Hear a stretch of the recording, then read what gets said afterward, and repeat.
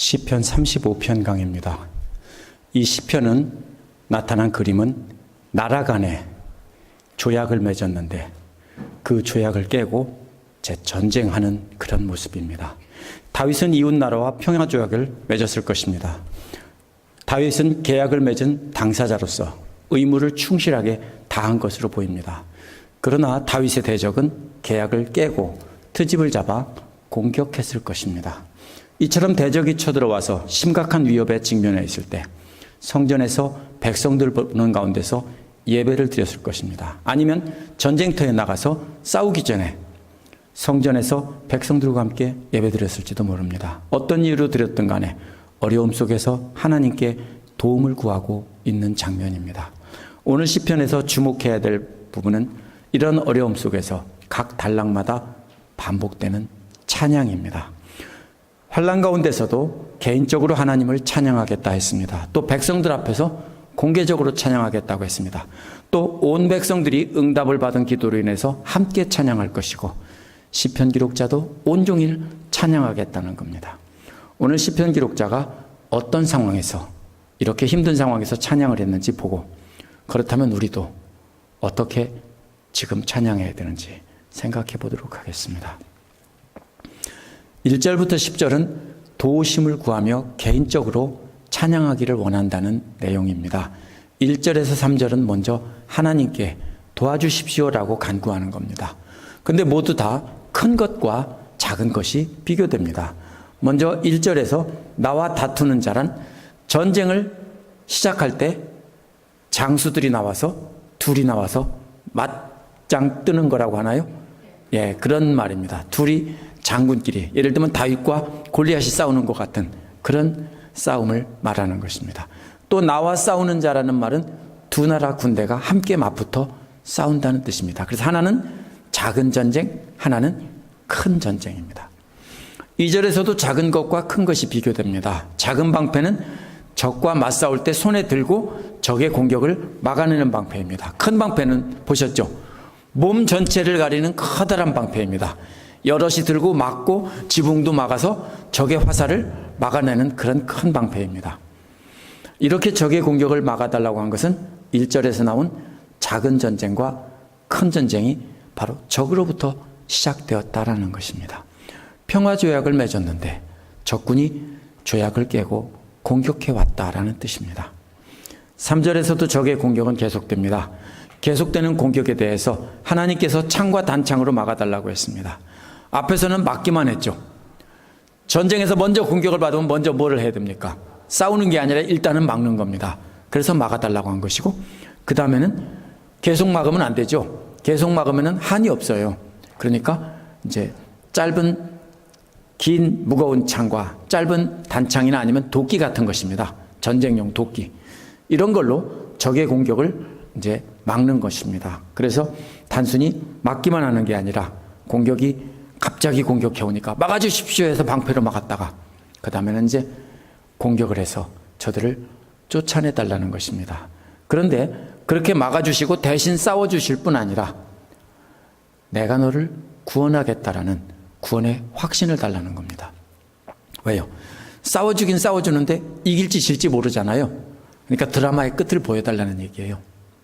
우리가 구원받을지 적에게 이길지 질지 그거 미리 알려달라는 거예요. 그래서 내가 너를 구원하겠다라고 확신을 주시면 안심하고 드라마를 끝까지 보겠다 이런 뜻이에요. 제 아내가 좋아하는 방식이에요. 그래서 미리 답을 달라는 거예요. 작은 공격이든 큰 공격이든 대적들의 모든 공격을 다 막아내고 나서 그 다음에는 한 걸음 나가서 적을 공격하여 물리쳐달라고 한 것입니다. 이렇게 물리쳐달라고 간구하는 이유는 이기적인 이유가 아니라 상대방이 계약을 깼기 때문입니다. 계약을 깬 대적의 공격으로부터 자신을 지켜달라는 것입니다. 그래서 적들을 공격해서 물리쳐달라고 한 것입니다. 이어서 4절에서 8절은 갑작스런 공격을 막아주시고 대적과 싸워주실 뿐 아니라 멀리 물리쳐달라는 내용입니다. 고대 근동 사람들은 계약을 어길 때는 한 사람이 죽어도 좋다 이렇게 선포를 했습니다. 다윗과 조약을 맺은 상대방도 언약을 깨는 편은 죽어도 좋다라고 했을 겁니다. 그것에 근거해서 하나님 쟤들 심판해 주세요 이렇게 말하는 겁니다. 다윗은 절대로 이기적인 마음으로 자신을 살려달라고 하는 게 아닙니다. 여기서도 역시 큰 것과 작은 것이 비교됩니다. 계약을 깨고 4절에 보면 어기는 다윗의 목숨을 노리는 자들이 작은 부끄러움을 당하게 해주시고 해치려는 자들은 더 큰 수치를 당하게 해달라는 겁니다.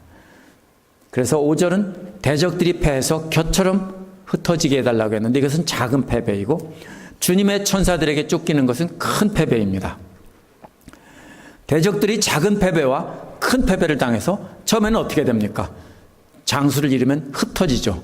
그 다음에 천사들에게 추격을 당하니까 정신없이 도망가는 모습입니다. 그런데 6절은 정신없이 도망가는데 그들이 가는 길이 어둡고 미끄럽게 해달라는 겁니다. 어떻게 도망가요? 어둡고 미끄러운데 걸려서 넘어지고 미끄러져 넘어지고 난리도 아니겠죠. 그렇게 해서 천사들이 쉽게 추격할 수 있도록 도와달라는 것입니다. 이렇게 추격하는 동안에 그것은 적들을 쫓아내달라는 뜻이 아니라 완전히 다 잡아달라는 뜻입니다. 왜? 적들을 쫓아내면 도망가면 언젠가 다시 또 쳐들어오기 때문입니다. 그래서 7절, 8절은 저들이 도망가다가 그물과 구덩이에 빠지게 해달라고 했습니다. 그 이유는 대적들이 구덩이와 함정을 파서 다윗을 잡으려고 했기 때문입니다. 그물은 빠져나오기 쉬운 것이고 구덩이는 깊은 구덩이이기 때문에 절대로 빠져나올 수 없는 깊은 함정입니다. 역시 작은 것과 큰 것입니다. 그래서 자기들이 파놓은 그물에 걸리면 누가 건드리지 않으면 끊고 나올 수 있겠지만 그거 구경하고 있다가 적들이 와서 창을 겨누면 못 도망가겠죠. 그게 작은 그 함정이고 깊은 구덩이는 큰 함정입니다. 그렇게 해서 대적들을 막아주셔서 내 영혼이 찬양하게 해달라는 것이 9절 10절입니다. 9절은 기뻐하겠다는 것과 크게 기뻐하겠다는 것 두 개가 비교됩니다. 역시 작은 기쁨과 큰 기쁨입니다. 10절은 구체적인 찬양의 내용인데요. 주님이 어떤 분인지 고백한 겁니다.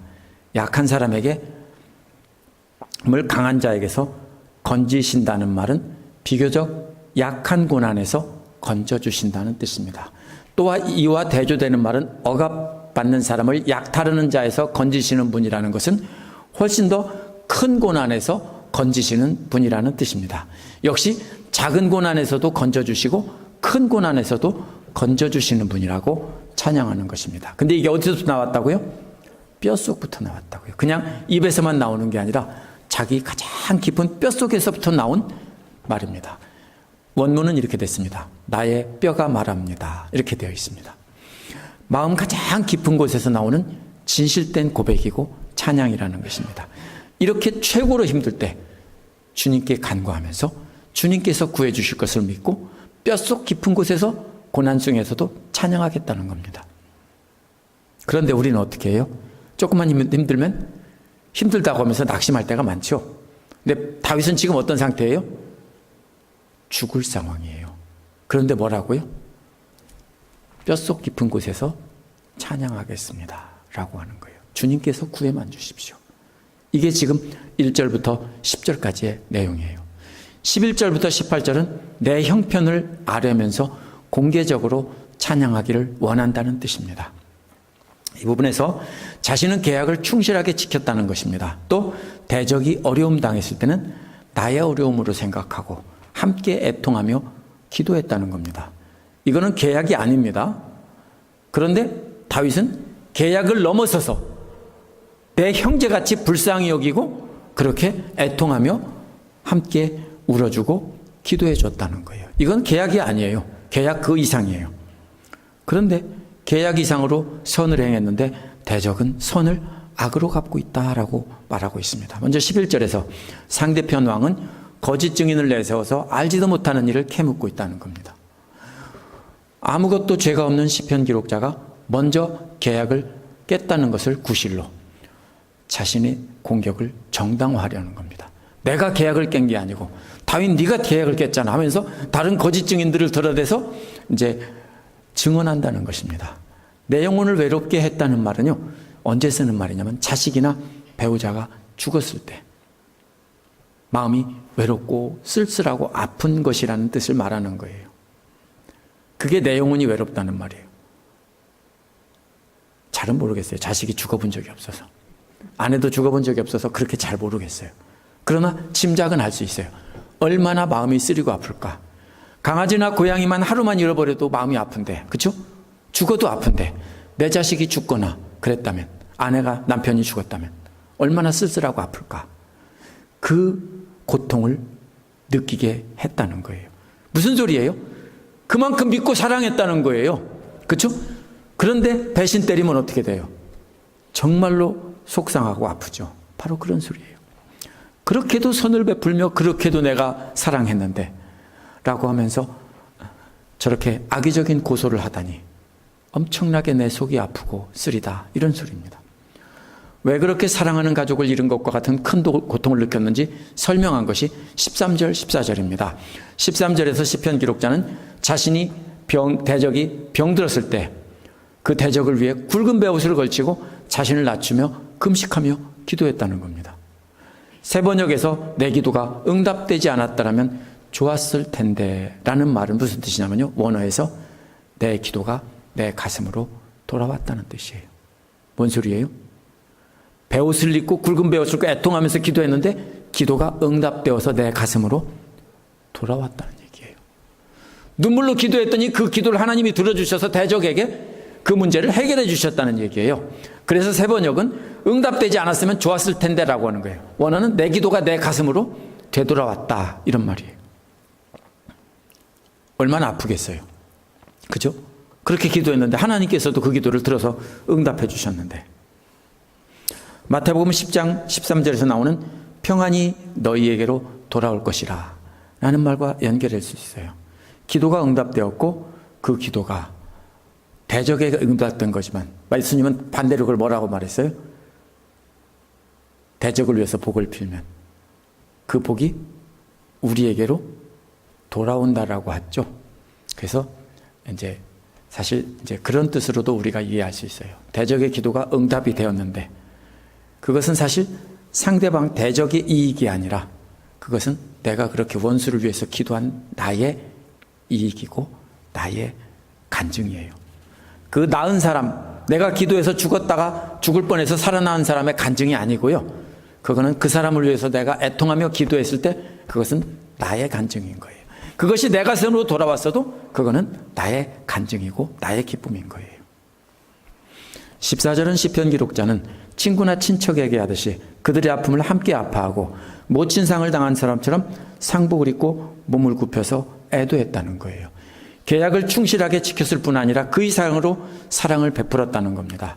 대적이 어려움을 당했을 때 가족을 잃은 것처럼 슬퍼한 것은 계약사항이 아니기 때문입니다. 그렇게 최선을 다했다는 것입니다. 사랑했다는 겁니다. 15절은 그러나 반대로 시편 기자가 자신이 환난을 당했을 때 그 대적은 기뻐 떠들었다는 겁니다. 얼마나 속상하겠어요. 환난이란 넘어졌다는 뜻입니다. 자기가 넘어졌을 때 대적은 기뻐서 춤추고 좋아 난리했다는 겁니다. 앞에서 말한 작은 공격인 셈입니다. 또 그들이 시편 기록자 주변에 몰려들어서 갑자기 공격하고 끊임없이 비방했다는 겁니다. 큰 공격입니다. 이게 잘 이해가 안 되죠? 연결이 된 거예요. 조롱하고 비방하고 침뱉고 그러면 뭐예요? 그것도 공격하는 거예요. 그렇죠? 왜 그렇게 해요? 분노가 있으니까 그래요. 무언가 나보다 잘났고 무언가 나보다 승질나면 뭐 어떻게 해요? 말로 분풀이하고, 옛날에 보면 힘이 있으면 주먹으로 때리고 침뱉고, 나보다 공부 잘하거나 나보다 이쁘거나 나보다 착하거나, 그렇죠? 나보다 흰머리가 많이 났거나 그러면 이제 저를 보고 이제 질투하는 거예요, 친구들이. 내가 흰머리가 이렇게 어릴 때부터 났으니까. 이제 그런 거예요. 그게 바로 그렇게 조롱하는 것이 사실은 분노예요. 분노해서 처음에는 조롱하다가 그 다음에 안 되면 어떻게 해야 돼? 그 다음에는 이를 갈며 욕하며 공격을 하는 거예요. 그래서 조롱이 분노로 바뀌는 거예요. 그래서 작은 공격이 큰 공격으로 바뀌는 거예요. 16절은 세번역에서 70인역을 따라서 장애자를 조롱하는 망령된 자와 같이 이렇게 했고요. 개역에서는 히브리어 구약성경을 따라서 연회에서 망령되이 희롱하는 자와 같이 이렇게 돼 있어요. 연회가 뭐예요? 잔치. 장애자를 조롱하는 자와 같이.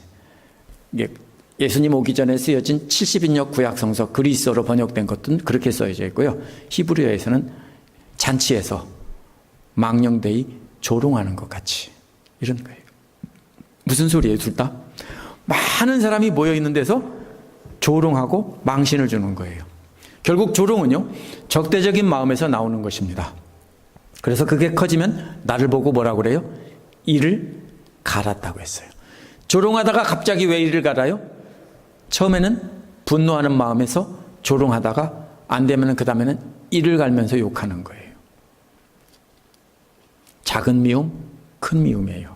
17절은 증인 되신 하나님께도 책임이 있다는 겁니다. 증인 되신 하나님이 계약을 파기한 대적의 악행을 언제까지 보고 있을 겁니까? 하나님 너무하시잖아요. 역시 큰 것과 작은 것이 비교됩니다. 건져내달라는 것은 작은 구원이고 생명을 지켜달라는 것은 큰 구원입니다. 18절도 역시 작은 것과 큰 것이 비교됩니다. 큰 회중과 큰 백성이 비교됐는데요. 큰 회중은 예배하러 성전에 모인 무리입니다. 근데 아무리 큰 회중이 모였다 해도 성전에 모일 수 있는 사람의 수는 한정이 되어 있습니다. 그런데 큰 백성은 모든 백성입니다. 어디에서요? 광야나 미스바 광야 이런 데서 온 백성이 모였다, 이런 뜻입니다. 그러니까 성전에서 모인 많은 작은 회중과 광야에서 다 온 백성이 모인 큰 회중들을 뜻하는 겁니다. 그 백성들 앞에서 찬양하겠다고요. 왜? 자기가 이렇게 대적들에게 망신을 당하고 조롱을 당하고 자기가 이렇게 열심히 했는데, 사랑했는데, 이렇게 쓰라린 마음을 안고도 나는 그래도 하나님을 찬양하겠다, 이 소리입니다. 내가 이렇게 마음이 쓰려요, 하나님. 내가 쟤를 얼마나 사랑했는데요. 근데 쟤는 나를 이렇게 조롱하고 침뱉고 이를 갈고 그랬어요. 근데 그래도 하나님, 이렇게 많은 사람들 앞에서 내가 간증하며 찬양할게요. 상황은요, 응답됐어요? 안 됐어요. 지금 그렇게 힘든 상황인데 하나님을 찬양하겠다는 거예요. 앞에서는 혼자만 찬양하겠다고 했는데 이번에는 회중들 앞에서 이렇게 억울한 일을 이야기하면서 찬양하겠다는 거예요. 그 다음에 세 번째로 19절에서 28절은 드러난 하나님의 의를 모두 함께 찬양하기를 원한다는 말이에요. 먼저 19절에서 26절은 대적들을 벌해달라고 간구하는 기도입니다. 19절에 보면 원수들이 나를 이겼다고 기뻐하지 못하게 해달라고 간구했습니다. 기뻐한다는 것은 드러내놓고 크게 소리치며 기뻐하는 것입니다. 그 다음에 비교되는 것은 까닭없이 나를 미워하는 자들이 서로 눈짓을 주고받으며 즐거워하지 못하게 해주십시오. 하나는 하하 웃고 기뻐하는 거고, 하나는요 자기들끼리 쿡쿡 찔리면서 눈짓하면서 눈웃음치면서 기뻐하는 거예요. 하나는 크게 기뻐하는 거고 하나는 몰래 기뻐하는 거예요. 그런데 그렇게 두 가지가 비교되면서 못하게 해달라는 거예요. 20절은 뭐라고 그래요? 저들은 평화에 대해서 말하는 법이 없다라는 것입니다. 이것이 소극적으로 해치는 거예요. 말로 해치는 것. 비교되는 것은 평화롭게 사는 백성들을 거짓말로 모해한다는 겁니다. 이것은 적극적으로 해치는 겁니다. 작게 남을 해치는 거고 말로, 하나는 크게 남을 말로 해치는 것입니다. 그래서 21절은 20절에서 거짓말로 모해한다는 것을 자세히 설명한 겁니다. 이들은 입을 크게 벌려 웃으며 우리 두 눈으로 똑똑히 보았다라고 거짓 증거한다고요. 왜요? 법정에서 거짓말로 증거한다고요. 거짓 증인 내세워서 얘기하는 거죠. 어디서 나옵니까? 예수님 십자가에 달리시기 전에 거짓 증인들을 내세워서 제사장과 이런 사람들이 모함하는 것을 나오죠. 바로 그런 장면과도 같습니다. 22절은 저들을 보셨다면 잠잠히 계시지 말아 주십시오. 잠잠히 계시지 말아 달라는 것은 이렇게 자신을 거짓 증거를 하는 저들을 모른 채 하지 말아 달라는 겁니다. 그 다음에는 나로부터 멀리 계시지 말라는 겁니다. 하나님이 멀리 계신가 봐요. 처음에는 모른 척하고 있어요. 그 다음에는 어떻게 하라고요? 가까이 오셔서 들어달라고요. 왜 그렇게 멀리 계세요? 가까이 오세요, 이 소리예요. 23절은 분발하여 일어나 재판으로 시비를 가려달라고 했어요. 이게 세 개의 말이에요. 분발하라는 말은 하나님께서 그 말을 가까이 오셔서 공감하고 함께 분을 내달라는 거예요. 그러면 하나님도 자세히 들으면 어떻게 될까요? 이런 나쁜 놈들이 있나 하고 분노하실 거라는 거죠. 그 다음에 뭐라고 해요? 일어나는 거예요. 벌떡 일어나는 거예요. 하나님이 벌떡 일어나는 거예요. 그래서 나의 하나님 나의 주님이시여 재판을 하시기 위해 벌떡 일어서 달라고 했습니다. 듣고 공감하고 함께 분노한 다음에 알았어 내가 해결해 줄게 하면서 벌떡 일어나셨다고요. 하나님 마음속으로 이미 재판이 끝났어요. 그 다음에 벌떡 일어서서 재판을 하는 것은 공개적인 재판하는 거예요. 역시 작은 재판과 큰 재판이에요. 24절도 역시 주 나의 하나님이라고 부르면서 하나님의 의를 따라 공정한 판결을 내려주셔서 대적들이 시편 기록자를 이겼다고 기뻐하지 못하게 해달라는 거예요. 25절도 역시 마음속으로 이겼다고 생각하지도 못하게 해달라고 하는 것과 드러내놓고 우리가 삼켰다라고 말하지도 못하게 해달라는 거예요. 역시 이겼다고 생각하는 것과 우리가 삼켜버렸다고 말하는 것이 작은 것과 큰 것이 비교되는 거예요. 26절도 역시 드러난 수치지 않은 수치와 드러난 수치가 비교됩니다. 먼저 나의 불행을 기뻐하는 저 사람들은 다 함께 수치를 당하고 창피를 당하게 해달라는 거예요. 이것은 대적들이 마음속으로 느끼는 거예요. 수치는 제일 먼저 누가 느껴요? 본인들이 느껴요. 아직 공개되지 않았을 때도 본인들이 알죠? 알면 먼저 본인들이 느껴요. 이어서 나를 보고 우쭐댄다는 말은 시편 기록자를 무시하고 자신을 높이는 것입니다. 그런 저들은 수치와 창피를 당한다고 했는데 수치와 창피를 옷으로 입게 해달라는 뜻이에요. 옷을 입으면 어떻게 해요? 성령을 옷 입는다고 했죠. 수치와 창피를 옷 입으면 모두가 다 볼 수 있도록 공개적으로 망신을 당하게 해달라는 거예요. 저들이 마음속으로 망신을 당하게 해달라고 한 것이고 또 공개적으로 망신을 당하게 해달라는 거예요. 27절은 자신이 무죄 판결을 받고 기뻐하며 찬양하는 내용입니다. 자신이 무죄 판결을 받은 것을 기뻐하는 자들, 기뻐 소리치며 함께 기뻐하게 해달라는 겁니다. 그 다음에는 주님은 위대하시다는 겁니다. 주님을 섬기는 사람들에게 평화를 주시는 분이다라고 구체적으로 말로 표현하며 찬양하게 해달라는 겁니다. 말로 표현되지 않고 처음엔 어떻게 합니까? 이야 하고 소리 지르죠? 그게 그 소리치며 찬양하는 거고요. 그 다음에는 조금 지나면 구체적인 말로 찬양을 지어서 하나님을 찬양하는 거죠. 이게 비교되는 겁니다. 우리가 잊지 말아야 되는 것은 이렇게 되었다는 뜻이 아니에요. 어려움을 당했을 때 하나님께서 이렇게 해주십시오라는 거예요. 혼자서 찬양하게 해주시고 그 다음에 공개적으로 나의 어려움을 이해하고 당한 것을 이야기하고 함께 찬양하게 해주시고 그리고 하나님께서 응답해 주실 것을 믿고 모두가 다 함께 온 백성이 모여서 함께 기뻐 하나님을 찬양하게 해 주십시오라고 하나님께 기도하는 거예요. 실제로는 죽을 고통에 사로잡혀 있어요. 시편 기록자인 다윗은 까닭없이 미움을 당했습니다. 이때 하나님께서 구해 주시길 기도하며 개인적으로 찬양하겠다고 했고 대적과의 약속을 잘 지켰을 뿐 아니라 그들을 위해서 금식하고 함께 슬퍼했다고 했어요. 그런데도 공격을 당한 겁니다. 그 억울한 사정을 알면서 함께 찬양하고 억울함을 들어주신 하나님의 의로움을 모두 함께 찬양하겠다. 온종일 찬양하겠다고 했습니다. 예수님도 요한복음 15장 25절에서 시편 35편 바로 이 말씀 7절 19절을 인용해서 까닭없이 미워했다라고 말씀하셨습니다. 다윗은 까닭없이 괴롭히는 대적들로부터 구해달라고 기도했어요. 근데 예수님은 대적들에게 미움을 당하면서 그들을 구원하기 위해서 죽음을 택하신 겁니다. 예수님은 죄악의 결과로 인간들에게 매달려 있는 저주를 제거하기 위해서 까닭없이 미움 당하시고 까닭없이 죽임을 당하신 겁니다. 하나님과 인간과 맺은 새로운 조약을 위해서 인간들 때문에 죽임을 당했습니다. 그분으로 인해서 우리가 모두 천국 시민이 된 것입니다. 시편 기록자는 예수님을 몰라요. 복음서를 몰라요. 우리는 알잖아요. 그럼 이 시편을 우리가 보면서 우리가 생각해야 될 것은 우리도 진정으로 하나님의 뜻을 따라 살다 보면 이렇게 사람들로 인해서 어려움을 당하게 됩니다. 악인은 거짓으로 의로운 척하면서 보는 앞에서는 친절하지만 뒤로 흉보고 비방하고 악한 짓을 하는 사람입니다. 그런데 그렇게 당하고도 그 사람들을 위해서 최선을 다해야 된다고요. 어떻게 하라고요? 병들었을 때 금식하고 중보기도 하고 그들의 아픔을 내 아픔으로 알고 함께 울어줘야 된다고요. 그리고 응답되면요. 그런데도 배신을 당하면 속상하잖아요. 자식이 죽은 것 같이 아프잖아요. 허전하잖아요. 근데 그때도 우리는 끌어안고 기도해야 된다고요. 그게 예수님이 말씀하신 원수까지 사랑하라는 말이에요.